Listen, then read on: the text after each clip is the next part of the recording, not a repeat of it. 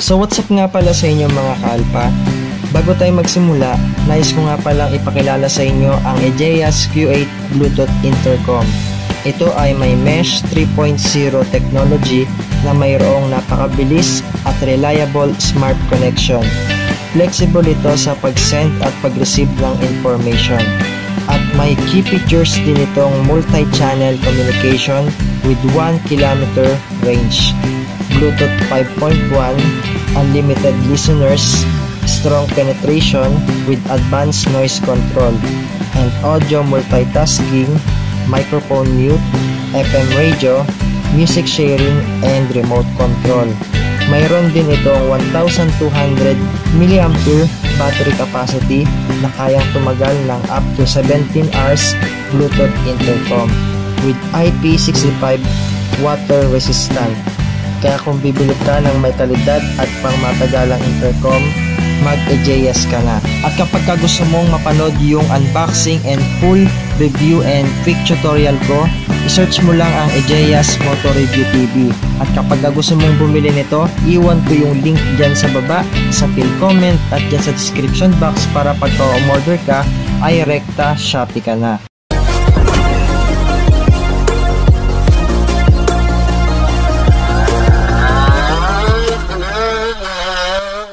So magandang gabi nga pala sa inyo mga kaalpa.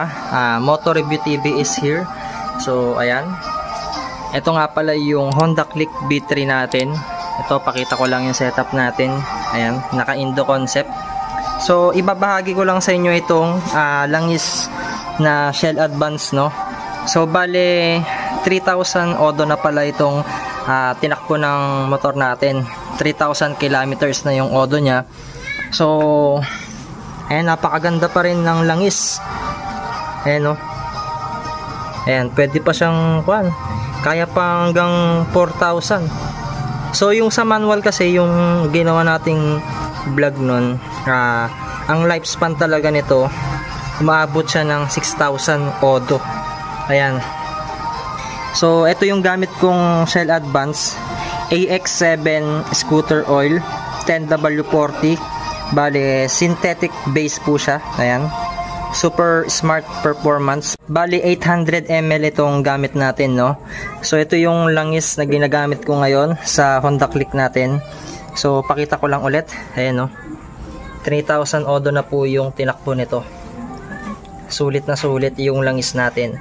So, medyo pricey lang ito pag bibili nyo ito sa mismong Shell. So, ito, saw-saw ko lang yung daliri ko para mapagkumpara natin, no. Ayan, so ito yung langis na bago, tapos ito yung 3,000 odo. Ayan, so malinis pa itong 3,000 odo, kaya pa hanggang 4,000. So nag-experiment kasi tayo, sinubukan natin siya, no, kung kaya ng 3,000. Usually kasi every 1.5 ako nag-change oil. So hindi naman kasi totoo yun. Kwan lang kasi nila, nakasanayan lang, nakaugalian na ng mga Pilipino. So yung iba talaga nag-change oil 3,000 to 4,000. Pero napag-aralan kasi ng Honda, nandun kasi sa manual nila yung book, nasa 6,000 po talaga yung lifespan ng langis.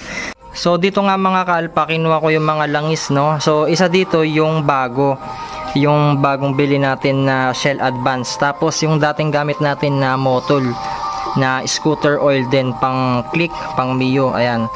So eto mga kalpa, pag bibili kayo ng Shell Advance, so ito nabili ko lang sa Shopee, ito nasa 290. Meron na po siyang kasamang gear oil. Ito yung gear oil niya mga kalpa, 15W40. Ayan, legit Thailand po yan. So ito mga kalpa, ganito yung box nung original na Shell Advance. So kapag bibili naman kayo sa gas station ng Shell, ang alam ko nasa 300 plus po ang AX7 na Shell Advance scooter oil. Tapos pagka bumili yata kayo doon, meron silang free 1 liter yata na gasolina. Ewan ko lang mga kalpa kung meron pang libre ngayon na ganito. Ayan, so ito yung gilid mga kaalpa. Ayan. So meron siyang nakalagay dito na word ng Thailand, tapos dito rin sa likod. Ayan. So sa box niya, ayan, ganito yung laman, no. Ayan. So kasama na po itong gear oil niya. Nag-change oil tayo sa gear oil noon. Hindi ko muna papalitan kasi matagal naman bago umitim to. Puputi ito or iitim kapag nalubog po kayo sa baha. Ayan, magiging gatas siya. So ito yung bagong mga kalpa. Ayan, pagka bubuklatin nyo rito, ayan, may naka symbol dyan na pwede nyo siyang buklatin, no, para malaman nyo na original. Yung mga peke kasi wala po siyang double sticker. So ito, pakita ko lang din yung luma. Ito rin yung isa mga kalpa. So bali ganito yung nakalagay sa likod. Ayan, ganyan siya. So iba't ibang lengguwahe po yung nakalagay rito. Merong English.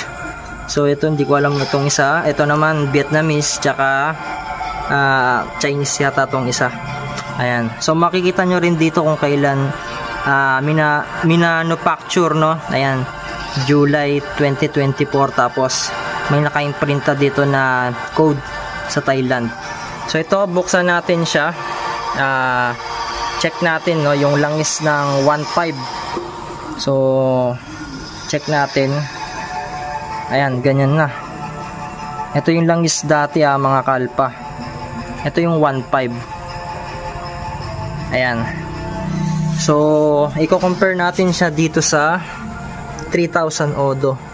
So ito yung 1.5, tapos ito yung 3,000. Ayan, oh. Nakita ninyo medyo may itim lang ng konti to. Ayan, oh. Ito yung 3,000, ito yung 1.5. Ayan. Tapos syempre kinuha din natin itong Motul, yung ginagamit ko dati. So itong Motul 800 ml din. Meron din siyang ganon. May mababasa kayo dito na peel here. Ayan. So pagka binuklat nyo yan, kunin mo nga to yung sa sticker nya. Meron din po siyang duplicate dito, no, yung pangalawang page. Ayan, nakita ninyo, mahirap pang tanggalin. Ito po yung mga original. Sige, ibuklat mo na. Yung mga peke, mga kalpa, wala kayong mabubuklat na ganyan. So yan, hindi na natin siya mabuklat basta nakadalawang sticker siya dito. So dito Thailand naman yung salita niya. Sige, buksan mo to, King, yung langis. Tapos kunin mo yung takip, tapos lalagyan natin. So ito yung sa Motul. Every 1.5 naman tayo dito. Ayan. Pagko-compare lang natin, no. So ulit, magpupunas tayo ng kamay. Tapos kunin mo yung kunin mo yan. Mga kalpa, kumuha tayo ng malinis na papel. Ayan. So ulitin ko, ito 1.5. So try natin maglagay dito para makita natin yung comparison. Ayan, 1.5 yan ng shell. Tapos ayan, punasan natin, baka sabihin niyo may daya. Ito yung 1.5 ng Motul. Ayan, no, halos same lang din sila, no, pero parang mas malinis itong Motul, no, and medyo mas maputi siya. Tapos punasan natin yung daliri natin. Kuha tayo dito sa 3,000 odo. Ayan, experiment time. 3,000. Ayan, sobrang itim na mga kalpa. So ito 1.5 ng shell, ito 1.5 ng Motul, tapos 3,000 odo ng shell. And mahitim na siya mga kalpa. So kuha tayo ng konting sample dito sa bagong langis.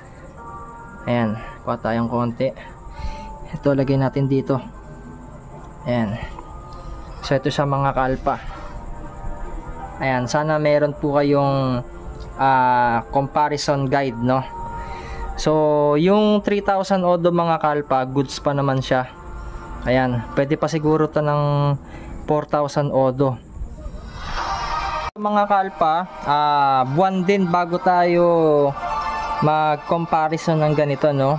Ayan, try nyong gawin kapag may time kayo. Itabi ninyo yung mga basyo ng pinaglangisan ninyo, no, tapos i-refill nyo siya. Ako kasi ginagawa ko, ayan, pagkatapos natin mag change oil, ibabalik natin siya dun sa bagong lalagyanan. Ayan, may imbudo tayo rito pang change oil talaga, no. Ayan, so ganyan yung ginagawa ko para hindi rin kayo malito. Kuha kayo ng papel, lagyan ninyo ng odo, tapos i-tape ninyo para di kayo malito. Tapos gayahin nyo yung ginawa natin. Ayan, ilagay nyo rito, tapos i-compare ninyo siya sa papel, no. Ayan, para meron po kayong guide. So maganda rin naman yung 1.5 kung may budget po kayo, no. Kung nagtitipid-tipid kayo, goods din naman yung 3,000 odo. Sa susunod naman, try ko namang bumili ng motol. Try natin yung 3,000 odo. So dito sa motol, mas malinis siya ng konti dito sa Shell na 1.5 din mga kalpa, oh. So ito yung motol yung pangatlo. Ayan, ito Shell itong pangalawa eh. Ito kasing nauna, ito yung malinis pa. So ito yung 3,000 yung pang-apat. So sana meron po kayong guide mga kalpa, no, pagka mag-change oil kayo.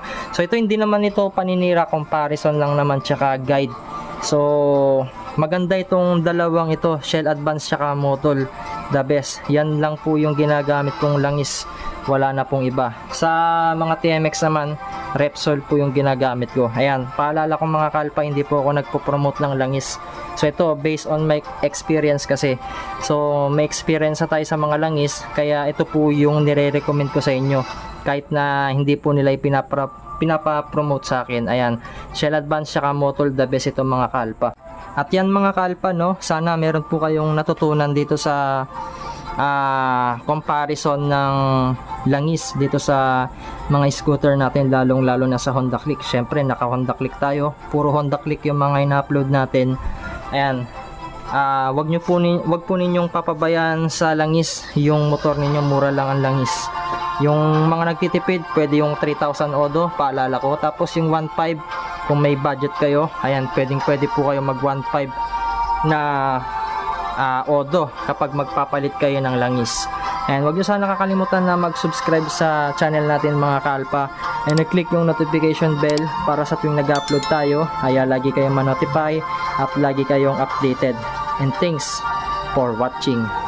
I know is not enough.